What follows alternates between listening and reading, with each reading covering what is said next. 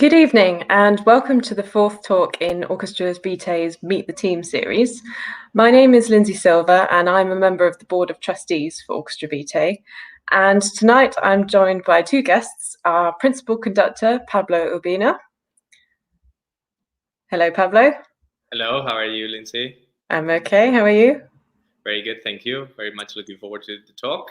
Great. We also have Philip Keller, who is going to be our guest conductor at our upcoming concert in November. Hello, Philip. Hello, Lindsay. Hello, Pablo. Very nice to see you both, and delighted to be joining you. Great. So let's start out by finding out a bit more about your backgrounds and how you got into conducting. Presumably it's not exactly like an instrument where traditionally you start learning from a young age. You've got to get some experience first. So Pablo, can you tell us a bit about how you got into conducting? Well, if you ask my friends, they would tell you that since I was very little, I used to say that one day I will conduct the New Year's Day concert in Vienna. So apparently, even though I was always very musical, I must have had that idea of conducting early on in my career. But then as most people that go into conducting later on, I studied with an instrument, playing the French horn. And I actually got quite far. I mean, I did my undergrad in French horn at the University of Southern California, Los Angeles. And then I went to London, where I started initially doing my master's at the Royal College of Music in French horn. And then that's where I transitioned to formally start training doing conducting. And of course, throughout all of this, I had been putting ensembles together and conducting basically anyone that would allow me to do so. As you know, we don't have a tool of our own like an instrument. We rely on the expertise of musicians to play for us, and to be a bit of our vehicle to communicate the music that we're trying to talk. So that's how I got into conducting, and I love it so much that that's all I want to do, of course. And how long have you been working with Orchestra Vitae then? Well, I had followed Orchestra Vitae quite closely for a number of years, and I had attended a number of the concerts, and I was very impressed by the level, by the ethos, by everything that they were about, and some of the things that they did together, like having, as I'm sure we'll talk about, having always or try to always have a piece by a living composer. That was fantastic to see. So at some point, where the founder and principal conductor or music director of Orchestra Vitae, Michael Cobb, moved, and there was an opportunity to come on board, then of course I jumped at it, and it's been a great journey. I think that must have been about 2 years ago now, or a year and a half ago. So I'm still fairly new, considering the orchestra has a life of almost 8 years. So, but very excited to continue. We haven't been able to perform much recently. Yes, when I started, it was I started with like a storm, and we did a recording session, and we did a concert with Circasso, and we did a number of projects, and then of course, sadly, like most musicians with this pandemic, things have had to stop. But I think we've kept pretty active on social media and trying anything we can to stay together with our audience and with everyone doing what we love most. So we try. Thank you. And Philip, how did you get into conducting? It was quite a long process before I started. I had some limited instrumental tuition when I was younger, but always loved music, and so I really started thinking about some sort of performance about 10 years ago, and started to get tuition in conducting. At the same time, I went through my theory grades and started to get to know far more about scores and music, and studying them more extensively. So what I started doing was just learning a small amount of music, and really focusing on a small amount of music each year, and finding opportunities to conduct those pieces. And that momentum has built up as the pieces have got more complex. I've managed to assimilate more music. I've been in the hands of some expert teachers, most notably, and for the longest period of time, Pablo, who is a wonderful teacher, if a little harsh. It makes a compliment feel like a compliment because it's so rare. Always So, love it. and so now I've managed to get to a point where I spend a lot of my time on music and musical matters, either through conducting, or I've also just started a master's in music up at Durham, so I'm studying music full time pretty much. So it's become a major part of my life, and conducting is a very important part of that. But really came to it late, and did it by just really trying to embed myself in a small amount of music that was really quite carefully chosen, so it would serve my development as best possible way. Right, well, we're actually going to see a clip of you doing some conducting. So any minute now, the video will appear on our screens.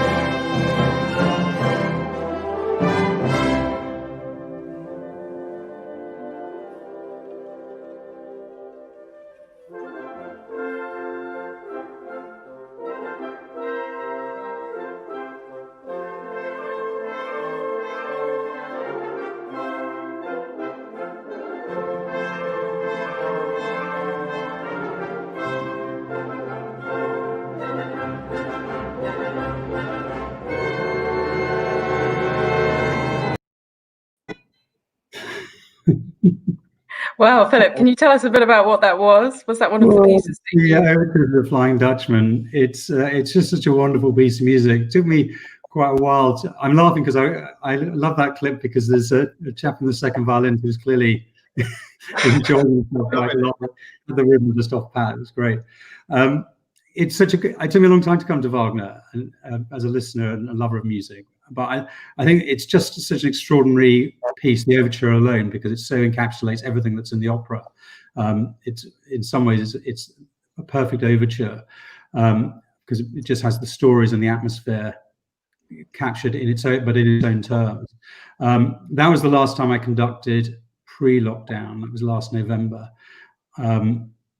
So it's great to see it again. Although I did manage to conduct 10 days ago again, which is I had a 11-month gap. But I should think of myself as quite lucky as to having had a chance to conduct as just 10 days ago. So it's a Flying Dutchman overture with the London City Orchestra, who are a fabulous orchestra, amateur orchestra, but really great. Again, an orchestra that Pablo has mentored me through my relationship with them, and we work really hard on pieces and concerts. So it's nice to see that again. Well, and as you can see, there are some enthusiastic players. So talking about having a bit of a break during lockdown, I thought I'd just ask a bit about how you keep practicing during that kind of period of time where you don't have access to an orchestra. Philip, do you want to start as you were talking about it, and then we'll move on to Pablo? I mean, it's the perennial problem for conducting, is that most of the time you don't have anything that can make a noise for you. You have no instrument. So my family have a deep hatred of the metronome, because that's goes off quite a lot. A metronome and a mirror and occasionally a recording. And then Pablo just provides me with endless lists of exercises to do, technical exercises to do. But generally, and then with studying the score and getting to know a score, I probably try, if it's a new piece of music and I'm getting close to a concert, I'll probably try and do about an hour a day of technical work and work on the score. So when you're listening to a recording, is it difficult to conduct when you're listening to somebody else's interpretation of it? Listening to recordings as a technical exercise is really just to try and embed the music a little bit more within you. The interest of then listening to a range of recordings to see what other people have done at different points of the music is very helpful. That's not necessarily, that's more about interpretation than conducting. And Pablo, what have you been up to over the last few months while we've not been able to play? Well, I'm actually, I would say that probably this period of time from, let's say, March, when we went into sort of lockdown or performances stopped, until now, I've been busier than ever. I mean, I think I probably amounted the amount of webinars and talks and videos and study that I've done probably amounts to as much of what I did in my master's. And it was a wonderful experience, because when else in our lives we have this period of time in which everything else stops, social life stops, and a lot of the work stops. Although I must say I consider myself very fortunate, because one of the associations that I have with other orchestras is as an assistant conductor of the Balearic Symphony Orchestra in Mallorca, and they were pretty active even through the formal lockdown that Spain went through. And then as soon as things opened up again at the end of May, they've been back into concerts. I was very lucky that I could be one of those few privileged conductors that got a chance to conduct and to do rehearsals pretty early on. So I was already conducting at the end of May, which I'm aware some of my colleagues haven't had an opportunity to get in front of an ensemble yet. And that is a pity, of course, because as Philip very well said, we are at the mercy of needing someone to express. So I've taken these months to really develop in some of those areas that maybe we don't have times. And as tedious as technical exercises can be sometimes, and I know Philip is sometimes, can get a bit, obviously, in good spirits by complaining about them. It's great, to spend this time to do that. I've done a lot of study of the scores and a lot of research, and I've also, quite frankly, also taken care of my actual physical health, because it is one of the things that is sadly the first one to go when you are busy. And I've realized, how much by having a bit of a more structured routine on the exercise that I do, it actually has improved my posture. I'm always, I don't want to be one of those conductors that when I'm very old develops this like forward hunch of the neck, because you spend so much time looking at a score.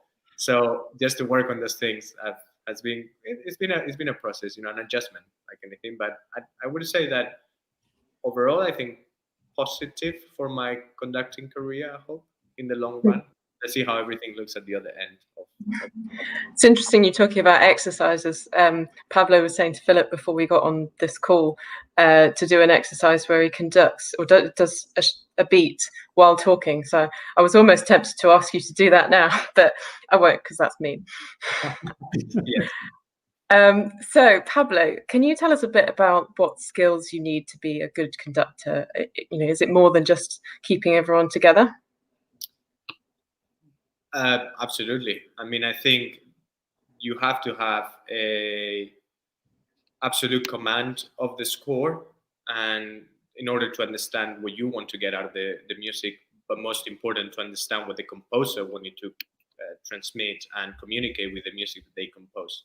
We mustn't forget that the conductor sits in a very interesting position, because you are a vehicle to the audience of the composer through a third party, which are the musicians. So at no part you really, maybe I shouldn't say this in a conversation, but you're not really the most important part in that equation. I mean, you are, in the sense that you put it all together and you obviously give your signature touch and your interpretation and your views.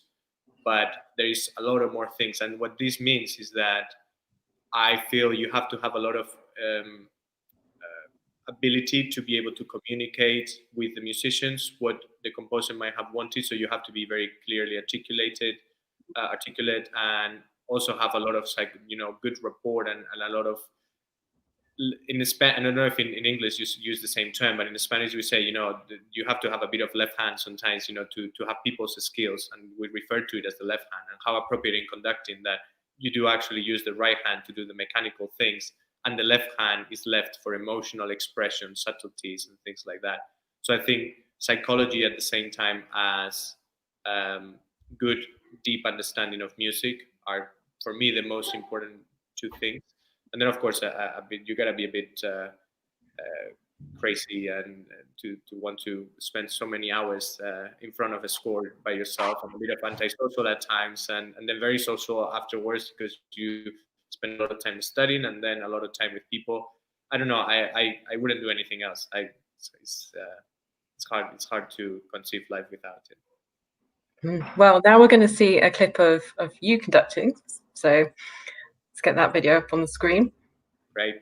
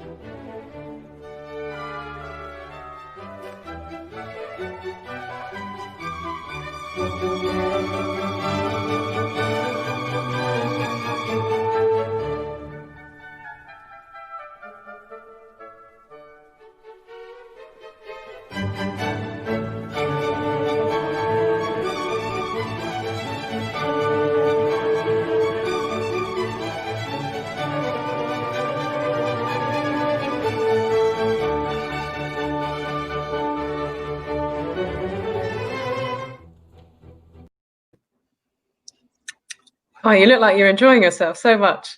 Can you tell us a bit about that clip, Pablo? Yeah, so that was the end of 2017. It was at the Maestro Solti conducting competition in Hungary, which I took part. It feels like ages ago, but really not that long ago. And yeah, it was a wonderful experience. And you say, you look like you're enjoying yourself. You should enjoy.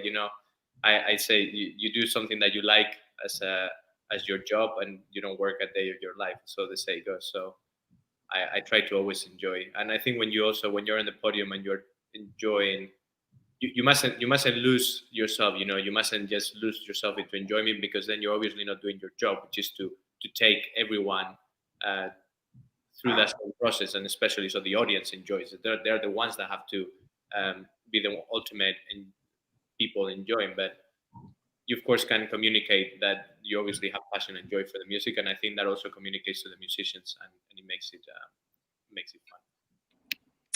Thank you. So now let's talk about our favourite conductors. So Philip, can you tell us who your favourite conductor is and why? I don't know that I can choose one, I'm afraid, because it does depend on rep. I would say I used to love going to see Colin Davis conduct the LSA, and because he did that for about 10 years probably, but particularly in Sibelius or Berlioz. But there are some of his conducting I never particularly liked his Beethoven. Riccardo Schai, though, who did some great work with Beethoven in the Leipzig Gewandhaus about 7 or 8 years ago. I think that's a stunning set, and they played that cycle in London, which I went to see. They just get a fantastic. It's a big orchestra. So you get the lovely sound of the big orchestra, but a very sharp tempo and really rhythmic. I thought it was outstanding. It's probably at the pedestal. I put Janssen and Heiting, probably both in late Romantic repertoire. I think they're both amazing conductors. So I think there's something about Haitink concert which has almost a religious feel to it for both for the orchestra and for the audience. So. Thank you. Are we going to see a clip of that? Sure. let's see if I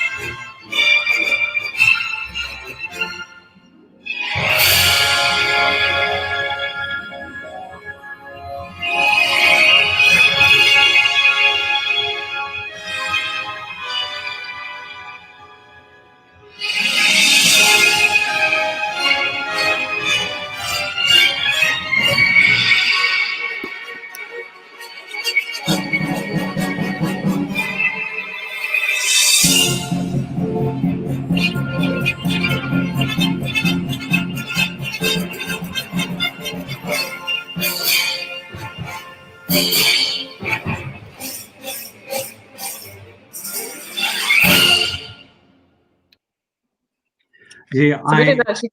Oh,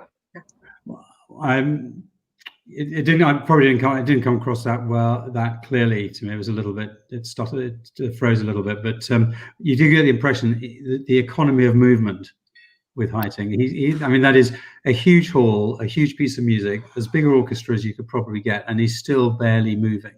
And they're doing exactly what he wants at exactly the dynamic and when he wants it. It's phenomenal how how a whole orchestra can hang on such small movements with Haitink. You look at that and think Mahler 3 could only be played in the Royal Albert Hall. I was just going to say I was very lucky while I was still at the Royal College, by pure coincidence, an very important message, I suppose, to any aspiring conductor. I was sitting in Haitink's rehearsals of Mahler Symphony No. 7, which he was doing at the Royal College, and he came and said, do you mind giving me a hand through the week, because it's great to have someone to he's not as good. He's not as good here as he can be on the and I was like, wow, this person that obviously has done it all and knows it still wants to get the best out of the experience for not only the musicians there, of course, the young students at the Royal College, but also for the audience. And for me, it was a treat. I mean, I remember I learned so much about that piece in that period of time that it was absolutely wonderful. So I very much, I mean, I have my own personal favorite, but he definitely is up there in the top. Do you want to tell us about your own personal favorite then? Well, sounds almost like a conductor cliche to say this, but I do have, for the very similar reasons to what Philip was saying, the economy of movement and the beauty and elegance of Carlos Kleiber, for me, is unparalleled, and just wonderful. It's a treat to watch him conduct, how beautifully he moves, everything about him just seems to have this easiness. And then, of course, when you see, as I think the clip we'll watch next of Beethoven 7, it's not an easy piece to conduct and to build movement, and how with just his body he manages to show the whole overall structure of that movement. It's just absolutely incredible. Do we want to have a look at that then? Absolutely.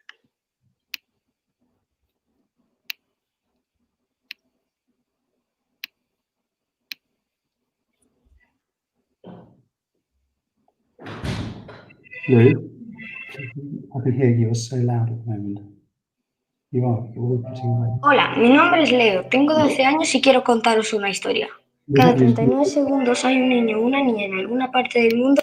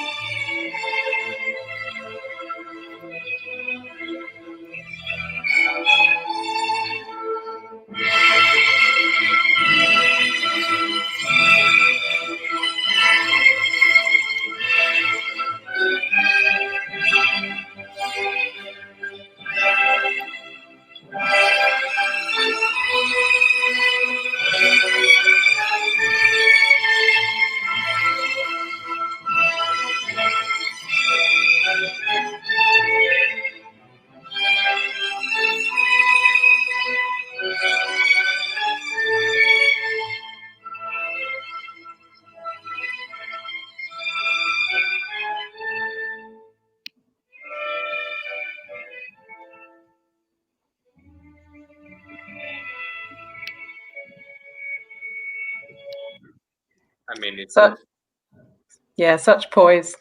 It's interesting that you've both chosen conductors, with the economy of movement, when we often think of the flashiness of conductors making lots of movement, but I guess it's the having control over the orchestra with such minimal movement.